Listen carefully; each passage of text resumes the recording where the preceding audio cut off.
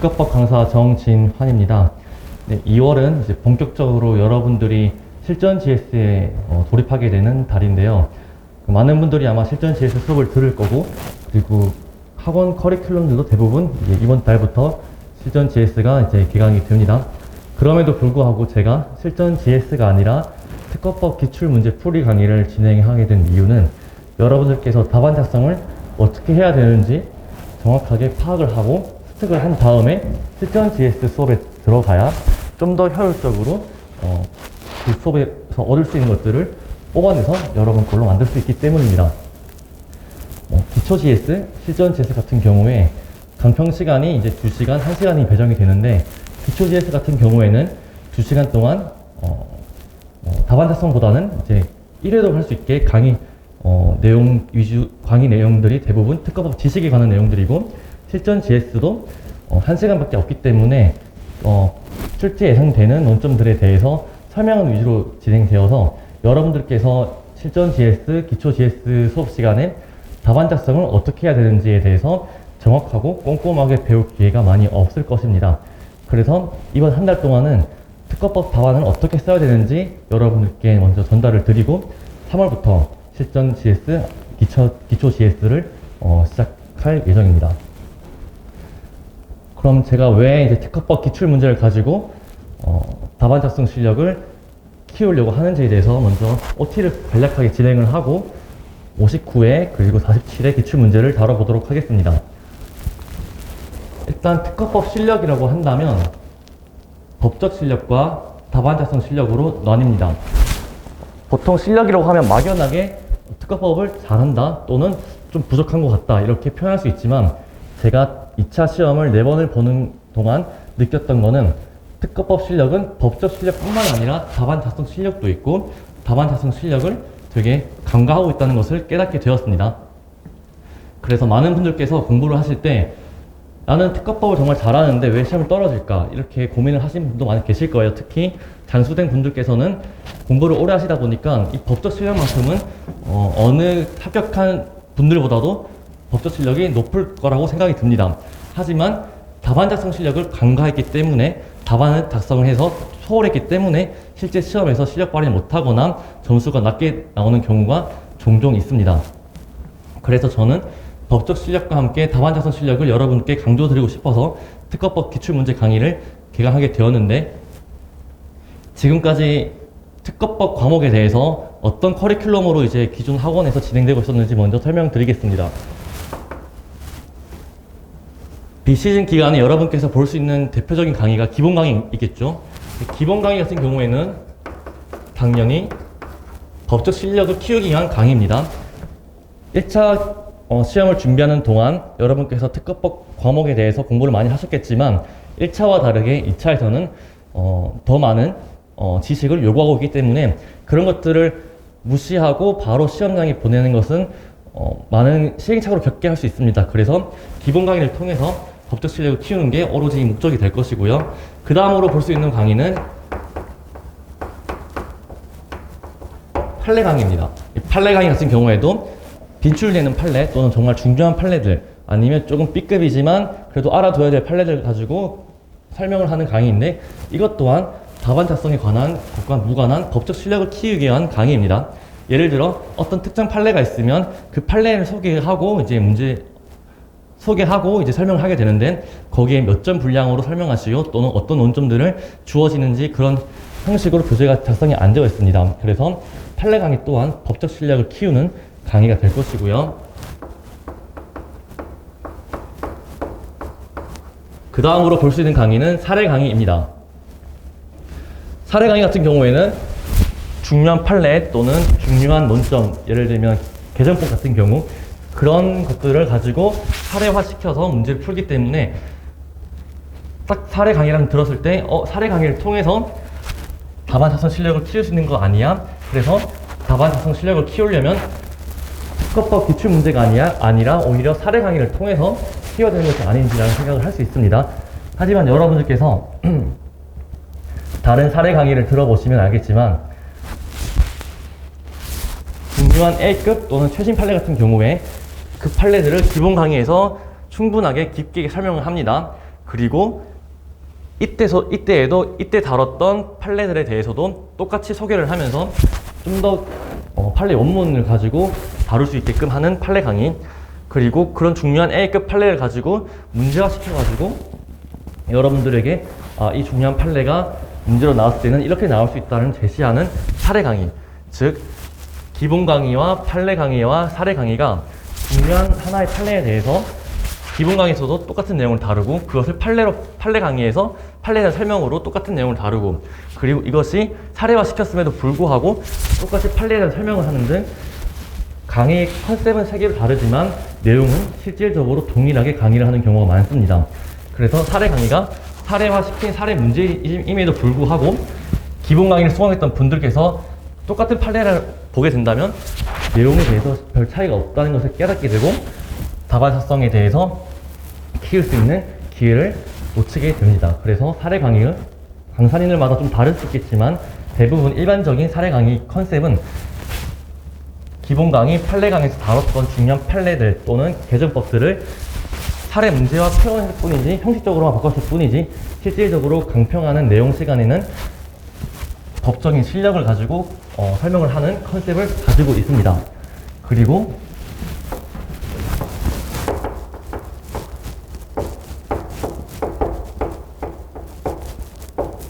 기초 GS와 실전 GS 같은 경우에도 문제를 푸는 것이기 때문에 답안 작성 실력을 키우는 강의라고 생각할 수 있지만, 아까 말씀드렸듯이 기초 GS는 1시간 답안을 쓰고 2시간 동안 강평을 하는데 그 2시간 동안 여러분들께서 1회독하는 과정에서 어떤 부분이 중요하고 덜 중요한지 찝어주면서 빠르게 넘어가는 컨셉의 강의입니다. 그래서 기초 GS 동안 1회독을 목표로 설명하는데 이제 많은 포커스를 맞춰져 있기 때문에 답안 작성에 대한 설명보다는 법적인 실력을 키우는데 포커스가 맞춰진 강의가 될 거고, 실전 GS 같은 경우에도 강평 시간이 1시간 밖에 되지 않기 때문에 실전 GS 다뤘던 중요한 A급 논점들, 최신 판례들에 대해서 설명만 하는데도 시간이 많이 부족한 강의입니다. 그래서 실전 GS 또한 답안 작성 실력보다는 법적인 실력을 키우는데 주안을 준 강의라고 볼 수 있습니다. 그래서 지금 말씀드렸던 기본 강의, 판례 강의, 사례 강의, 기초 GS, 실전 GS 모두 법적인 실력을 키우는데 중점을 준 강의라고 볼 수 있습니다.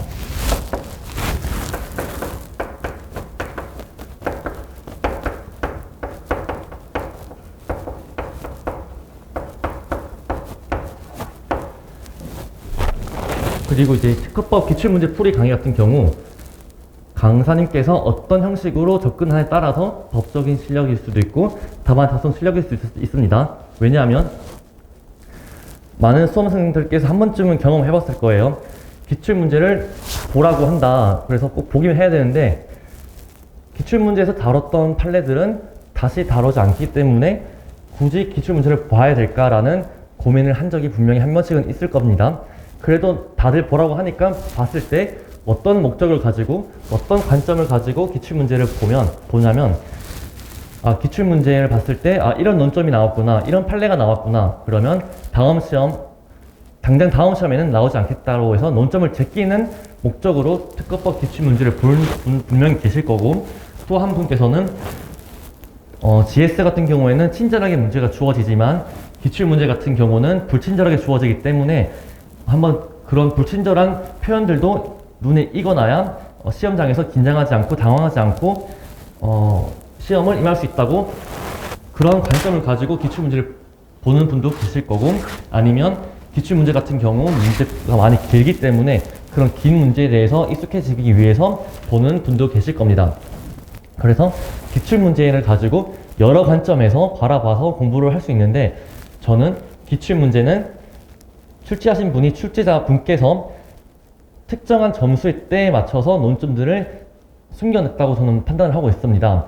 저희가 8회 동안, 한 달 동안 여러분과 수업을 하면서 점수 배점에 따라서 논점이 몇 개인지 충분히 연습을 할 수 있는데, 저는 출제자께서 10점, 20점 또는 15점, 5점 이렇게 점수를 부여하는 게 정말 아무 의미 없이 부여하는 것이 아니라 출제자분들의 일관된 기준을 가지고 부여하고 있고, 그런 논점에 따라, 그런 점수를 가지고 논점 개수를 따라 논점을 찾아내는 그런 연습을 하기에는 기초 GS, 실전 GS, 사례 강의, 사례 문제 모두 다 출제 교수님들께서 만든 게 아니라 다 강사님들의 인위적인, 개인적인으로 만든 문제이고요. 하지만 기출문제 같은 경우에는 공인된 교수님께서 출제하셨기 때문에 기출문제야말로 방금 말씀드렸던 답안을 어떻게 써야 되는지, 어떤 기준으로 출제가 되고 있는지를 파악하기에는 완벽한 교보제라고 생각이 듭니다.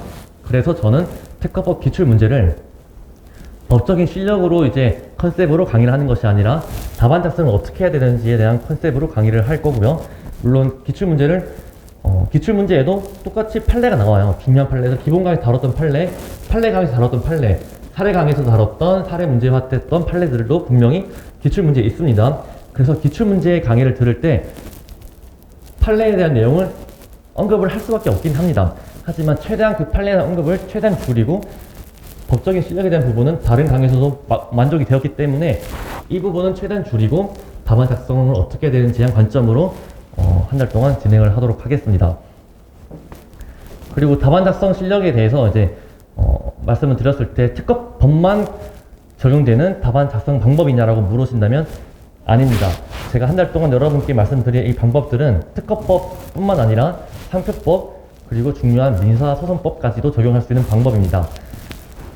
작년에도 제가 답안 작성 실력을 이제 강의를 하기 위해서 특허법 기출문제 풀이 강의를 진행했었는데 그때 수강했던 수험생 분께서 이 방법에 대해서 정말 만족을 하시고 혹시 이 방법을 다른 과목에도 적용시키시니 여쭤보시길래 제가 물론이다 민사소송법뿐만 아니라 상표법에도 동일하게 적용할 수 있다라고 말씀을 드렸고 그 수험생 분께서 그럼 어떻게 적용하는 것이 좋냐 말로만 듣는 것보다 한번 이제 직접 보고 싶다라고 하셔가지고 58회 제가 58기이기 때문에 58회 민사소송법 기출문제를 가지고 30분에서 1시간 가량으로 짧게 설명을 한 적이 있습니다.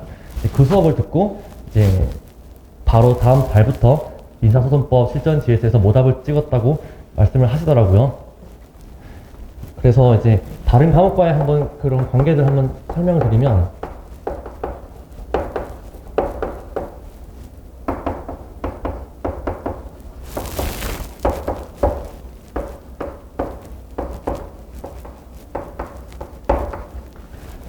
매년마다 변리사는 평균적으로 200명 정도 합격을 합니다. 하지만 그 200명의 답안지가 모두 일관되게 똑같은 것이 아니라 다 다양하겠죠. 그래서 정말 많으면 200명 모두 답안지가 다를 수 있습니다. 그래서 민사소송법도 그 합격수에 맞게 답안 형식이, 답안 작성 방법이 200개 이렇게 있을 수 있고 특허법 또한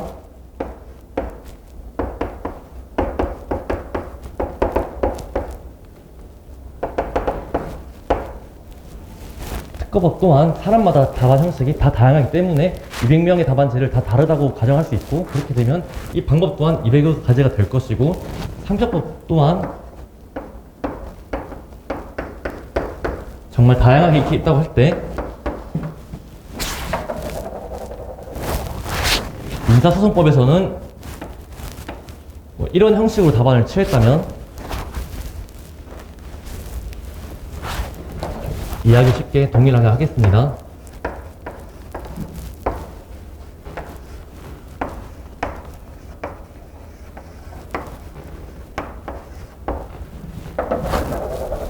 민사소송법에서는 1번 형태의 답안 형식을 취했다가 특허법에서는 3번 형식의 답안 형식을 취했고 상표법에서는 100번 종류의 답안 형식이 있다고 한다면 민사소송에서는 1번 형식의 답안을 작성을 했다가 특허법에서는 3번 형식의 답안을 작성했다가 상표법에서는 100번 형식의 답안을 작성하거나 이렇게 되는 경우도 있습니다. 이렇게 작성을 하고 합격을 할 수도 있습니다.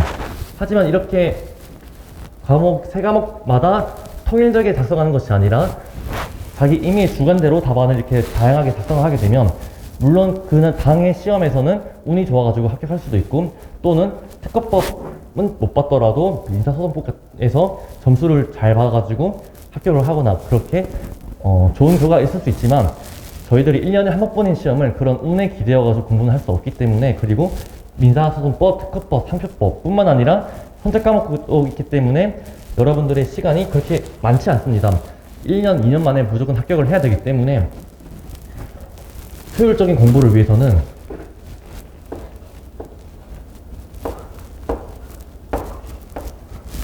모두 일관된 방법을 적용해서 답안 작성을 한다면 여러분께서 법적인 실력은 각각 시간이 많이 투여가 되겠지만 답안 작성 방법에 대해서는 민사소송법, 특허법, 상표법 모두 동일하게 적용하기 때문에 남들보다도 정말 효율적으로 공부할 수 있고 그러면 공부 기간이 정말 단축이 됩니다. 그래서 저는 이번 한 달 동안 특허법에 대해서 답안 작성을 어떻게 할 것인지 강의를 할 거지만 그 방법이 이 특정 특허법 과목에 한정되는 것이 아니라 민사소송법과 상표법에도 동일하게 적용을 할 수 있고 그리고 나중에 시간이 이제 여유가 된다면 아니라 되지 않더라도 이제 30분에서 1시간 가량 민사소송법에도 적용되는지 제가 설명을 드리겠습니다. 상표법까지도 제가 말씀드리고 싶은데 상표법까지도 제가 다룬다면 그것은 뭔가 저의 권한을 넘어선 좀 그런 거라고 생각이 들기 때문에 민사소송법까지 설명을 드리면 아마 상표법은 어떻게 적용해야 될 것인지 느낌이 오실 거예요. 그래서 이번 한 달 동안 열심히 저와 함께 답안 작성을 실력을 키워보도록 하겠습니다.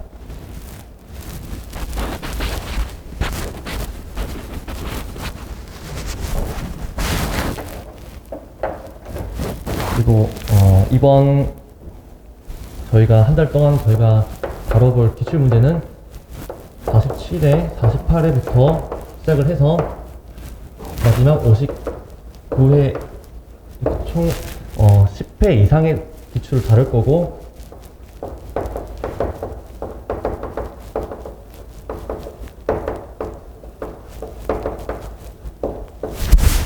그 플러스 알파로 아까 말씀드렸던 민사소송법 58회 기출문제도 다뤄볼 건데 여러분들께서 처음부터 47회부터 풀게 되면 아마 접근이 조금 마음이 많이 와닿지는 않을 수 있어요. 왜냐하면 직접 풀어본 것이 아니기 때문에. 그래서 먼저 59회 시험부터 다뤄보도록 하고 그 다음부터 47회부터 쭉 진행하도록 하겠습니다. 59회 시험은 아마 여러분들께서 직접적으로 시험장에서 풀어보셨기 때문에 저와 함께 문제 풀면서 바로 어떤 부분에서 내가 놓쳤는지 관과했는지 더 명확하게 와닿을 수 있을 거라고 생각이 듭니다. 그리고 시험이 끝나고 나서 결과가 나오고 나서 답안지 열람을 할 수 있죠. 그때 여러분께서 어떻게 썼는지 목차를 꼼꼼히는 아니더라도 대략적으로 아마 적어 왔을 거예요. 그때 적었던 이제 자기의 목차를 펼쳐놓고 그리고 저의 광평과 저의 이제 답안지를 비교하면서 여러분께서 어떤 부분을 놓쳤구나라는 것을 캐치낸다면 저의 방법이 정말 정확하고 효율적이라는 것을 깨닫게 될 거고 그럼 그때 좀 더 이제 47회부터 수업을 진행할 때 좀 더 집중을 할 수 있을 거라고 생각이 듭니다. 네, 그래서 OT는 이제 이 정도로 하고 59회 시험부터 좀 짧게 보고 쉬는 시간을 가지도록 하겠습니다.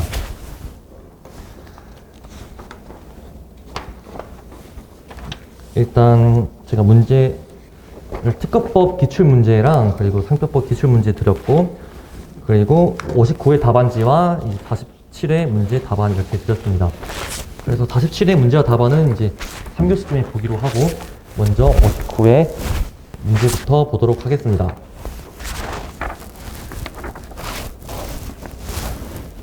문제 1번 갑은 자동차 전력 공급 장치를 개발, 제조하여 판매하는 것을 업으로 하는 회사입니다. 그리고 을은 시판되는 차량에 적합한 자동차 전자장비 일체를 개발, 제조하여 판매하는 것을 업으로 하는 회사이다. 각각 을은 다르고요.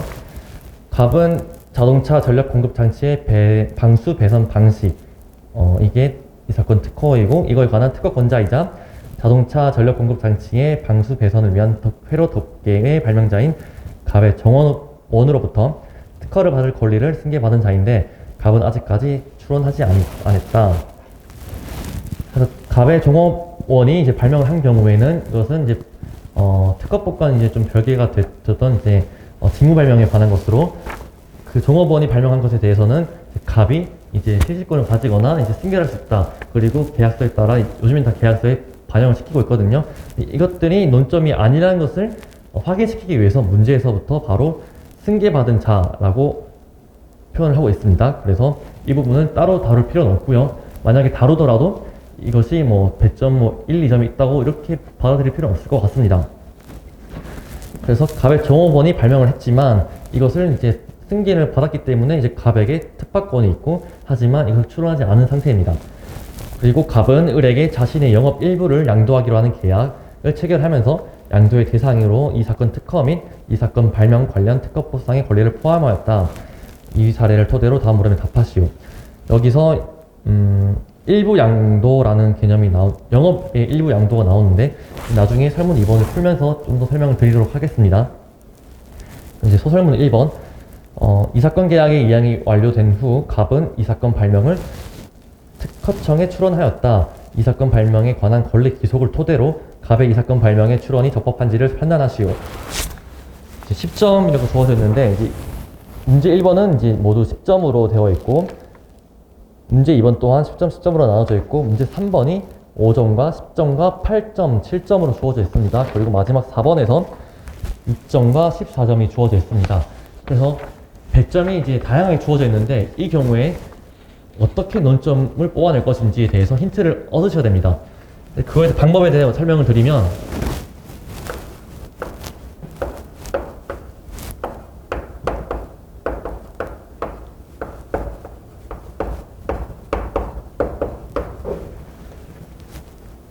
평균적으로는 5점당 1논점으로 보시면 되는데,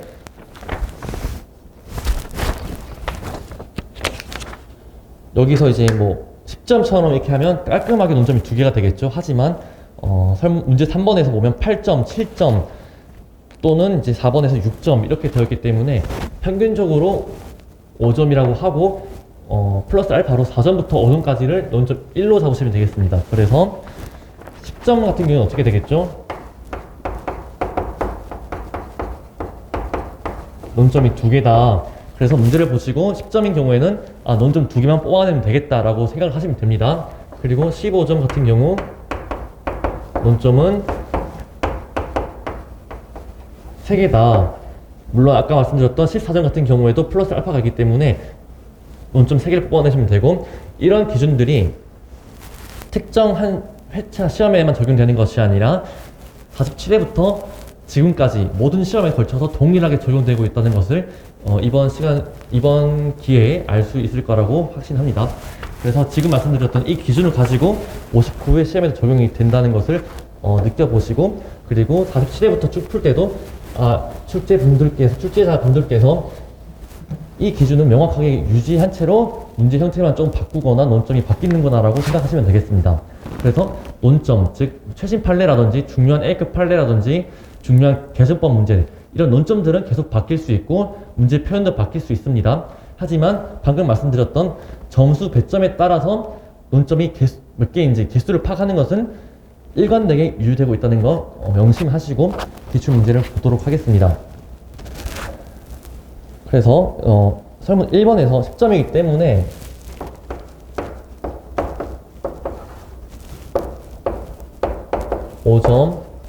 (5점으로) 논점은 2개만 뽑아내면 되는데, 이 문제 같은 경우는 쉬운 유형이라고 볼 수 있습니다. 왜냐하면 문제에서 명확하게 논점이 2개라는 것을 대놓고 주어져 있기 때문입니다. 문제 다시 한번 읽어보면, 갑은 이 사건 발명을 특허청에 출원하였다. 이 사건 발명에 관한 권리 기속을 토대로 적법한지 판단하시기 때문에 먼저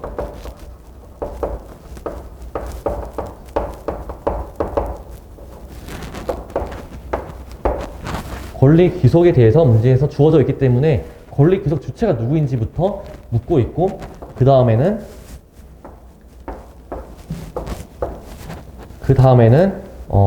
갑 출원이 되겠죠. 갑 출원이 적법한지 여부에 대해서 문제에서 명확하게 주어져 있습니다. 그래서 논점은 권리 기속 주체가 무엇인지, 누구인지, 그리고 그 갑 출원이 적법한지, 마지막에 결론, 이렇게 잡으시면 되겠습니다.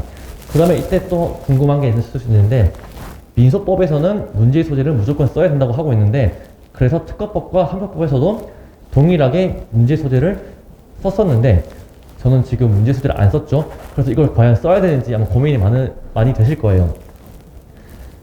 필독이 정말 빨라가지고 제한 시간 내에 문제 소재까지 적을 수 있다면 당연히 문제 소재도 적어도 됩니다. 하지만 특허법, 상표법 같은 경우에는 문제 소재에 대해서 점수 배점이 할당되어 있지는 않은 것 같다라는 게 저의 경험이고 다른 사람들의 경험이고 이게 아마 이제 요새 붙여져 가는 그런 인식인 것 같습니다. 왜냐하면 민소법 같은 경우에는 역사와 정통이 정말 오래된 시험입니다.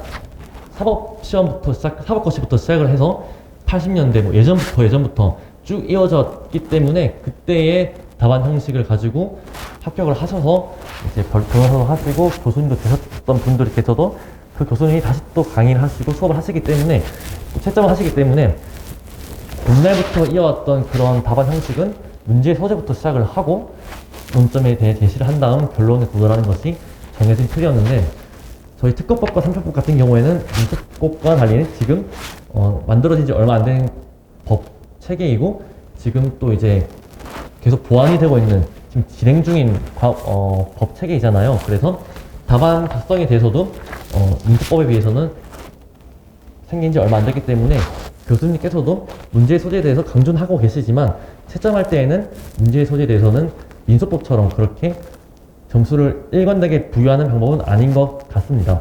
그래서 물론 시간이 되신다면 문제 소재부터 시작하는 게 맞겠지만 다만 시간 관계상 그리고 과목의 특성상 문제 소재는 굳이 쓸 필요 없을 것 같고 만약에 정말 불안해가지고 쓰게 된다면 아까 말씀드렸죠. 15점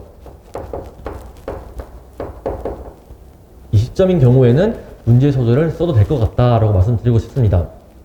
이게 왜 그러냐면 민소법 같은 경우에는 100점이 50점 이렇게 통으로 주어집니다. 그러면 아까 말씀드렸죠. 5점당 1논점이라고 하면 이 50점짜리 한 문제짜리가 논점이 10개가 되겠죠. 한 개부터 10개. 그럼 논점이 10개나 되는 것을 어떻게 배치시키느냐에 따라서 논리적 흐름 방향이 달라지기 때문에 이런 10개나 되는 논점들을 그래도 앞부분에 문제 소재에 적어줘야 이런 논리적 흐름으로 적었구나 라고 알 수 있습니다. 그래서 사법고시나 변호사 시험 같은 경우에는 이 배점이 정말 크기 때문에 논점이 정말 단논점이기 때문에 문제 소재를 적어줄 필요가 있는데 특허법과 상표법 시험 같은 경우에는 또 변리사 시험 같은 경우에는 배점이 50점 이렇게 나오는 경우가 없습니다. 논점 1개, 지금 같은 경우도 논점이 2개 이렇게 조금밖에 논점이 안 주어지기 때문에 이 위치를 어떻게 바꾸냐에 따라서 논리적 흐름이 완전 달라지고 그런 건 아니죠. 그렇기 때문에 배점이 어느 정도에 따라서 이렇게 문제 소재를 쓸 필요가 있다고 생각한다면 15점, 20점 같은 경우에는 논점이 3개, 20점 논점이 4개인데 물론 3개, 4개이기 때문에 논점도 이거에 비해서는 훨씬 개수가 작아요, 논점이. 그래서 이때도 문제 소재를 굳이 쓸 필요는 없지만 논점이 1개, 5점짜리, 논점이 2개인 10점짜리에 비해서는 그래도 논점 개수가 3개, 4개 좀 더 많아진 경향이 있기 때문에 문제 소재를 안 쓰면 많이 불안하다 싶으신 분들은 15점부터는 그래도 문제 소재를 써보자 이렇게 생각을 할 수 있습니다. 그렇게 해도 되기 때문에 약간 구분해서 이제 자기만의 기준을 만들어서 답안 작성을 해도 되고요. 저는 변호사 시험 그리고 사법고시 시험에서는 배점이 워낙 지금 우리 특허법 시험과 많이 차이 나기 때문에 논점 개수의 차이가 몇 배 차이 나기 때문에 민소법에서는 문제 소재를 써왔었고 그리고 역사와 전통이기 때문에 지금 변리사 시험에서도 민소법 점수가 10점, 15점 이렇게 나오지만 그럼에도 불구하고 그런 경향에 따라서 문제 소재를 쓰는 게 맞다고 한다면 특허법, 상표법 같은 경우에는 굳이 그렇게까지 할 필요 없을 것 같다라는 게 개인적인 생각입니다. 그래서 여기서도 10점짜리 문제이기 때문에 1번 목차에서는 권리 기속 주체에 대한 설명을 하고 2번 갑출원의 적법 여부 그리고 마지막 3번에서는 결론에 도달하면 되겠습니다. 그럼 이제 답안지를 보시면 일단 갑이 특허를 받을 수 있는지 여부 이게 권리 기속 주체가 되겠죠. 잠시만요. 네, 이 사건 발명의 권리 기속 주체 당연히 권리 기속 주체이기 때문에 특허를 받을 수 있는 특파권의 취지 먼저 설명을 하고 그 다음에 법적 성질, 권건설, 사건서가 있으나 병존설이 조리적 견해이다. 그 다음 양도성, 특파권은 재산권으로 양도성을 가짐으로 이전할 수 있다. 여기서 법적 성질을 굳이 써야 되냐라는 생각을 많이 할 수 있습니다. 왜냐면 옛날 학설이기도 하고 별로 안 중요하다고 느낄 수 있는데, 저도 이제 특파권에 관한 논문들을 많이 읽어봤어요. 많이 읽어보면 교수님들께서 한결같이 이런 공권설, 사건설, 병전설들은 정말 옛날 견해이고 모든 교수님들께서는 통일되게 병전설이 맞다라고 말씀하시기 때문에 이런 학설은 이제 중요하지 않다라고 말씀하십니다. 하지만 그럼에도 불구하고 중요하지 않다고 하면서도 모든 교수님들께서 서두에 공권설, 사건설, 병전설을 언급하고 넘어가십니다.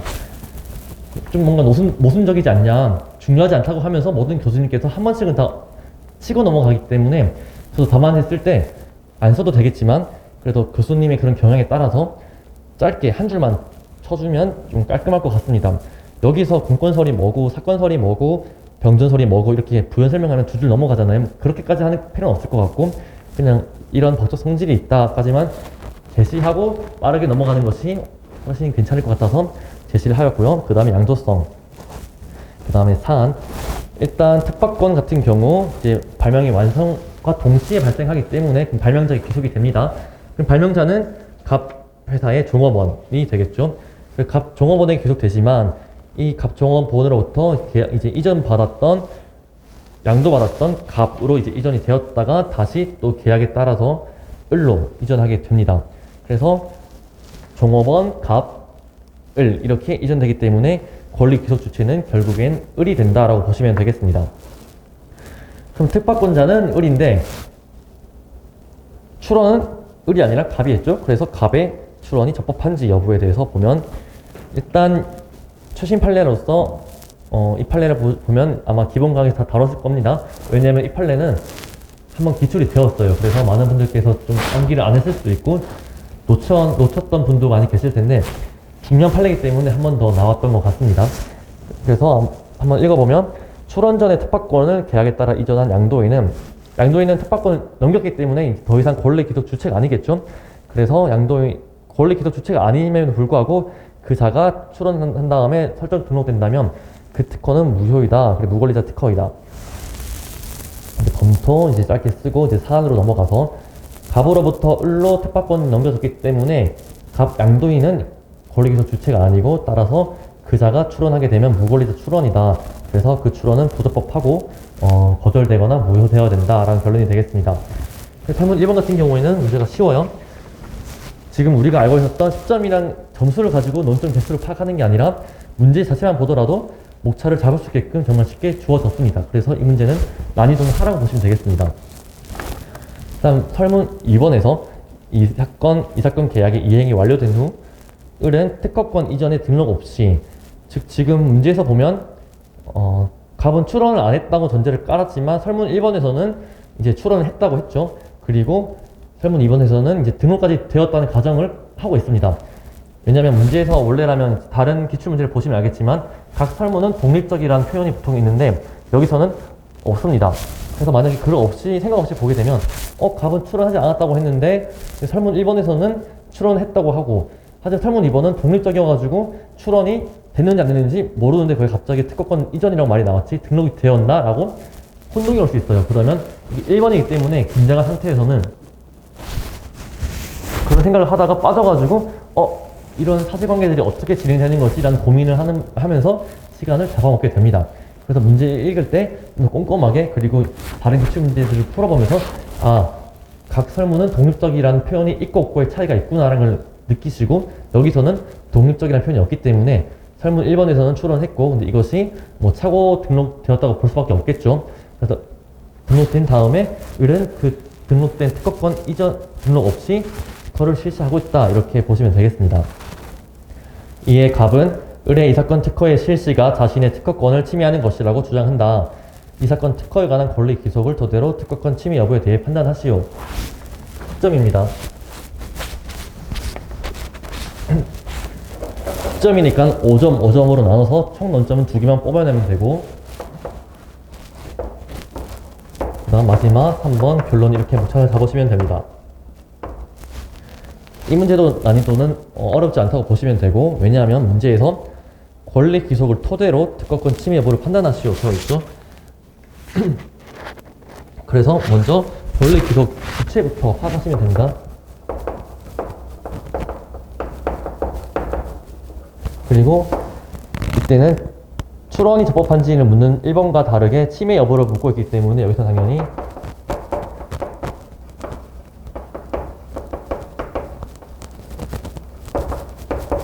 특허권 침해 여부를 먼저 그 다음 잡으시고 그 다음에 결론에 도달하시면 되겠습니다.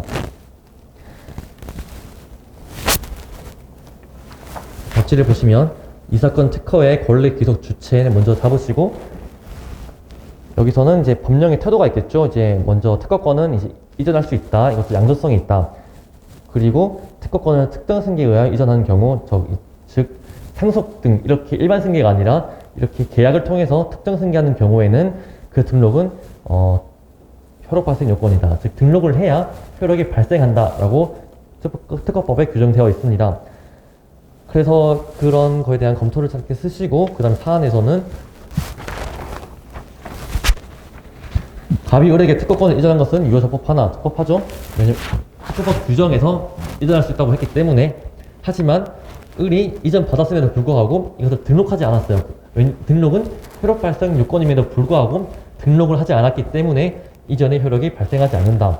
그럼 이전의 효력이 발생하지 않기 때문에 특허법적으로는 권리 기속 주체는 갑이 됩니다. 설문 1번과 좀 달라지죠. 이제는 갑이 됩니다. 그 다음에 침해 여부에 대해서 이제 논점이 나오는데 의민 요건에서 이제 특허법 침해 요건에 설명을 하시고 그 다음에 요건에서 보시면 유효한 특허권 존속 기간 동안 국내에서 실시해야 되고 특허권자 허락 없이 또 업으로서 실시하는 경우엔 침해가 된다. 그래서 특허권자 허락이 있냐 없냐로 봐야 되는데 이때 최신 판례로서 피고가 비록 특허권 이전 등록을 마치지 않았더라도 계약의 효력으로서 특허 발명들에 관한 특허권을 실시할 권리가 생긴 것으로 보아야 한다라고 하고 있습니다.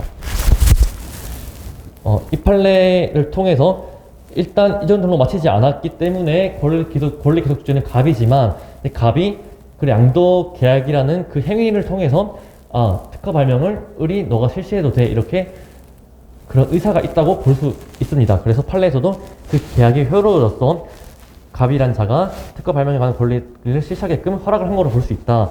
즉 을이 실시할 권리가 있다고 볼 수 있다라는 판례가 되겠습니다. 근데 이 판례 같은 경우에는 특허법 판례여가지고 많은 분들께서 좀 못 봤던 판례이기 때문에 이 판례를 못 쓰신 분들도 많을 거예요. 하지만 제 생각에는 개인적인 생각으로는 이 판례를 굳이 안 쓰더라도 밑에 있는 판례, 권리 남용 판례를 쓴 다음 금반원의 원리, 법칙 이런 것들을 써서 논리적으로 끌어가더라도 문제가 없다고 생각이 듭니다. 그래서 그 중에 하나가 그냥 금반원의 원칙에 관해서는 명확한 판례는 판표권에 있죠. 그래서 판표법 판례가 있죠. 그래서 판표법 판례를 약간 유추 적용하듯이 써도 될 거라고 생각이 듭니다. 참고하시면 될 것 같고, 사안을 보시면 갑은 을에게 특허권을 양도함으로써 이제 덕점 백탁권인 특허 발명 이것을 을에게 실시 허락했다고 볼 수 있다. 그런 의사가 유추된다 볼 수 있겠죠. 따라서 을이 특허권 이전 등록을 마치지 않았더라도, 즉 권리 기속 주체는 안 되었더라도 양도 계약으로서 특허권을 실시할 수 있고, 을이 갑의 을에 대한 권리 행사는 특허권 남용으로 허용할 수 없다. 을에게 계약을 통해서 특허 발명 이제 앞으로 너가 써 라는 그런 의사를 가지고 계약을 했는데 이전 등록 마치지 않았다는 사정으로 여전히 갑이 특허권자의 지위가 있게 되고, 따라서 그 지위를 남용을 해서 을에게 실시를 금지하게 하는 것은 부당하다라고 보시면 되겠습니다. 따라서 을은 이 사건 특허를 침해하지 않았다. 을의 이 사건 특허 실시는 특허 침해가 아니다 라는 결론이 도달하게 됩니다. 그리고 여기서 또 잠깐 설명드리고 싶은 게 이 설문 2번에 대해서 논점이 이제 영업양도가 논점이다 라고 많이 설명을 하고 있습니다.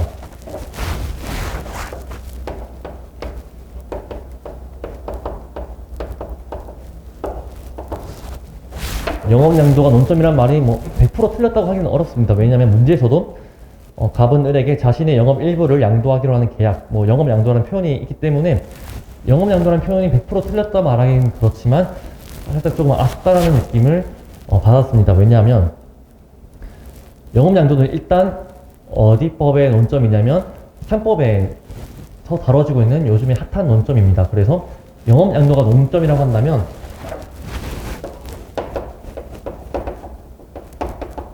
합한 감이 있겠죠? 근데 이 학설 판례들이 상법에 다뤄지고 있는 논점입니다. 그래서 영업양도가 논점이라고 그렇게 타이틀을 달아버린다면 공부를 이제 강사님께 의존을 하겠지만 그래도 공부를 주도적으로 하시는 분들 같은 경우 이번 시험에 영업양도가 논점이었어? 그럼 앞으로도 이렇게 특허법만이 아니라 다른 타법과의 관계에서도 그런 논점이 나올 수 있는 거 아니냐라고 생각할 수 있습니다. 오해할 수 있습니다.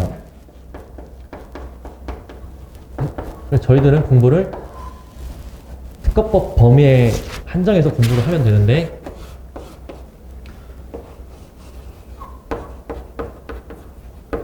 지금 이 판례처럼 특허법과 상법과 병존해서 적용될 수 있는 사안들, 그런 판례들이 있겠죠. 상법뿐만 아니라 다른 타법도 있을 겁니다.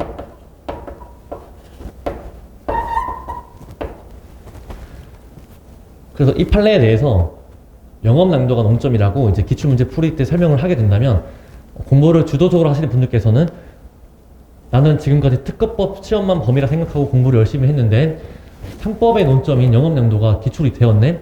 이 시험 정말 잘 모르겠다. 범위가 오락가락한다. 그럼 앞으로 시험에서도 상법이 아니라 민법, 다른 법과의 관련 지어서 나온 판례들도 내가 공부를 해야 되나? 그럼 미리 좀 비시즌 때 그런 판례들을 찾아보고 공부를 해야겠다 라고 오해할 수 있습니다. 저 같은 경우도 삼신과 기득인가 이제 민소시험을 보고 나서 민사소송법이기 때문에 민소법 교재만 가지고 공부를 했었는데 기출문제 당시를 보고 나서 이 판례가 민소법만이 아니라 민법과 관련된 판례였다. 그래서 민법까지도 봐야 되나? 그런 식으로 오해를 하는 바람에 비시즌 기간에 민법 판례까지, 즉 민법만 적용되는 판례가 아니라 민법과 민소법과 동시에 적용될 수 있는 그런 결합된 판례들을 일일이 찾아보면서 검토를 했었어요. 그렇게 좀 쓸데없는 짓을 많이 했었습니다. 근데 이 문제를 보시면 일단 판례 사항과 좀 다른 부분이 있어요. 영업의 전부를 양도한 것이 아니라 이제 실제 사안에서는 영업 전부를 양도했습니다. 하지만 그것의 차이를 두기 위해서 교수님께서 영업 전부 양도가 아니라 영업 일부를 양도하기로 한 계약을 했다고 이렇게 실제 사항과 좀 변형시켰고, 그리고 영업 양도가 절대 논점이 아니라는 것을 더 명확히 하기 위해서 그 다음 문장에서 양도의 대상으로 이 사건 특허 및 이 사건 발명 관련 특허법상 권리를 포함하였다라고 주어졌습니다. 여기서 문제에서 관련 특허법상의 권리라면 아마 특파권이 되겠죠.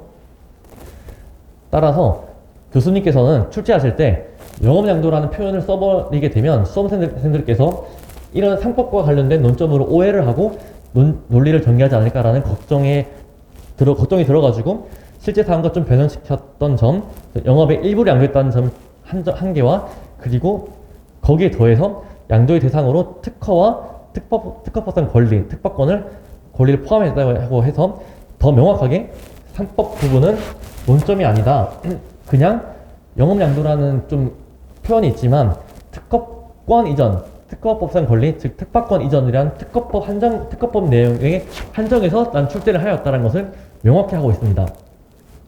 그래서 이 문제 설문 2번 같은 경우는 영업양도가 논점이었다라고 타이틀을 하기에는 조금 무리가 있지 않나, 그리고 수험생들의 공부 앞으로의 방향에 있어서 좀 오해를 일으키지 않나라는 좀 걱정이 됩니다. 또 이게 왜 제 말이 많냐면 제가 59회 통표 기출 문제도 여러분께 드렸는데 이것도 한번 볼게요. 문제 1번을 보시면 갑은 이제 금요일부터 이런 상호로 여성 의류업을 영위하면서 상표 BMKG를 사용하고 있다. 갑은 화요일 자신의 공장에 있는 모든 여성 의류들을 을에게 양도하는 계약을 체결했는데, 양도 계약이죠. 이 계약에서 갑은 자신의 영업을 을이 계속 유지할 수 있도록 주요 직원들과 거래처를 을에게 이전하고 BMKG라는 표장에 대한 권한을 을에게 귀속하는 것을 주요 계약 내용으로 하였다. 지금 여기서도 양도를 했는데 상표권을 양도했다 이런 게 아니라 직원들, 거래처 이런 등등 그런 표장에 대한 권한들을 모두 양도했다는, 즉 영업 양도를 했습니다. 네 번째 줄에 갑은 자신의 영업을 을이 계속 유지할 수 있도록, 이런 표현에서 이 판례에서도 영업 양도가 나오지만 출제하신 교수님께서는 영업 양도가 논점이 아니라는 것을 하기 위해서 상표권에 대해서 이제 BMKC라는 표장에 대한 권한을 을에게 귀속했다라는 내용이 나와 있죠. 그리고 상표 이제 강사님들 이제 답안지를 보시면 문제는 이렇게 영업 양도가 있지만 설문 1, 2, 3번에서 어느 문제의 답안에서도 영업 양도가 논점으로 제시되지 않았고 또 강사님들께서 상표 강사님께서도 설문 1, 2, 3 중에 하나 문제가 영업 양도가 논점이었다라고 언급하신 교수님이 아무도 안 계십니다. 즉 상표법 기출 문제를 보시면 영업 양도란 표현이 나오지만 출제자께서 오해하지 않게끔 명확하게 하기 위해서 상표 표장에 대한 권한을 이전했다는 표현을 이제 박아두셨고, 그거에 따라서 상표 강사님들께서도 영업 양도가 논점이 아니라 상표법에 한정해서 문제를 작성해서 여러분들께 제공했는데, 마찬가지로 특허법 기출 문제에서도 영업 양도가 표현이 있지만 교수님께서 명확하게 하기 위해서 영업 양도 다음 문장에서도 특허권 또는 특파권을 이전했다는 표현을 명확히 주고 있죠. 그래서 설문 2번 같은 경우에는 영업 양도가 논점이다라고 타이틀을 짓는 것은 조금 조심해야 되지 않을까라는 게 개인적인 생각입니다. 그래서 여러분은 혹시 영업 양도가 논점이니까 앞으로 60회 시험을 준비하기 위해서 다른 법, 타법과의 관계에서 좀 결합돼서 적용되는 판례도 공부해야겠다라고 생각을 하시고 많이 걱정을 하신 분이 계시다면 저는 이제 그런 걱정을 할 필요 없다라는 말씀을 드리고 싶고, 오로지 특허법에 한정해서 열심히 공부만 하셔도 합격할 수 있다라고 말씀드리고 싶습니다. 그래서 다시 답지로 돌아오면 이제 침해 여부에서 일단 비침해이고 이 판례를 모르더라도 갑은 이제 특허권 양도한 양도인인데 자기가 이제 특허권자라는 그런 지위를 이용해서 실시를 못하게 하는 것은 권리 남용으로도 볼 수 있죠. 그래서 뭐 이제 침해하지 않았다 이렇게 결론을 내려도 되겠습니다. 물론 정확하게는 당연히 소설문 2번 목차 특허권자의 허락 유무가 논점이 되겠죠. 하지만 이제 이 판례 모르더라도 결론은 도달해야 되니까 권리 남용으로 가지고 한다면 그래도 엄청난 뭐 제일 높은 점수를 받을 수는 없더라도 그래도 이제 부수적으로도 점수를 가져갈 수 있지 않았을까라고 생각이 듭니다. 그리고 설문 이제 문제 3번, 설문 3번을 보시면 그것도 10점이기 때문에 논점은 2개 이렇게 찾아내시면 되고, 여기서도 심사관이 이제 위 1에서 수험생이 제시한 결론과 달리 판단하여, 즉 부적법한 건데 달리 판단했기 때문에 적법하다고 판단을 해서 특허 결정을 하거나 거절 결정을 하였다면 특허 결정을 한 거겠죠. 이제 어떠한 특허 심판을 청구해야 되는지 설명하고 에서 끊기기 때문에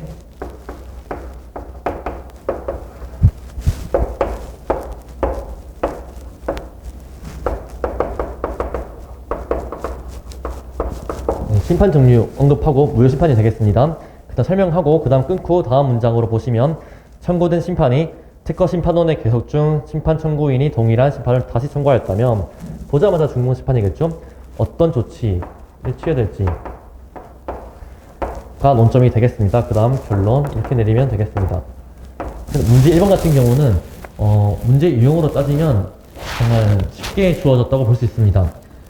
문제에서 묻는 바대로만 쓰게 된다면 논점 누락 없이 잘 쓸 수 있거든요. 그래서 문제 1번은 설문 1, 2, 3번 모두 동일하게 문제 주어진 바대로 잡더라도 우리가 알고 있던 기준과 동일하다라고 보시면 되겠습니다. 답지를 보시면 당연히 무효심판이 되겠죠. 무효심판을 청구를 하고, 하지만 무효심판에 대해서 뭐 아무 내용 없이 무효심판 청구하면 됩니다 이렇게 한 줄 적을 수는 없기 때문에 논리적으로 보면 적법 요건을 한번 써주고 본안 심리로 써주고 그 다음에 사안 이렇게 하시면 되겠습니다. 적법 요건은 다양하겠지만 여기서 이해관계인이 좀 중요할 수 있겠죠. 33조 1항 본문 위반으로 무효심판 청구하는 경우에는 그 이해관계인은 법 규정에 따라서 특파권자만 이해관계인으로 본다라고 좀 더 한정하고 있습니다. 그래서 그런 적법 요건 쓰시고 본안 사유 이제 33조 1항 위반이 133조 1항 2호 사유이다라고 적으시고 사안 이렇게 포함하시면 되겠습니다. 그리고 심판의 존치는 이제 준목 심판이기 때문에 준목 심판에 대한 논리로서 의의 및 취지 그리고 요건 당사자 동일, 심판물 동일, 전심판 계속 중, 당심계 전 이렇게 읽었습니다. 판단 시점에 대한 판례가 있죠. 언제를 기준으로 하냐? 심결시이다. 여기서 이제 검토로도 이제 일사부재리와 비교해서 왜 1사부제례와 준법심판이 기준이 좀 다른지라고 좀 간략하게 쓸 수 있을 것 같고, 그 사안에서 보시면 전심판, 무효심판 개송 중이라면 준법심판에 해당해서 각각 신결이고, 전심판이 인용신결, 즉 무효사유 2조 33조 1항 위반으로 확정된 경우에는 특허가 소멸해서 없어지기 때문에 그 무효심판 청구 대상이 없어집니다. 그래서 그때도 각각 신결한다라고 보시면 되겠습니다. 그래서 결론은 각각 신결한다, 이렇게 해서 마무리하면 되겠습니다. 네, 문제 1번 이렇게 다 같이 풀어봤고요. 이제 문제 2번부터는 잠깐 10분 쉬었다가 이제 시작하도록 하겠습니다.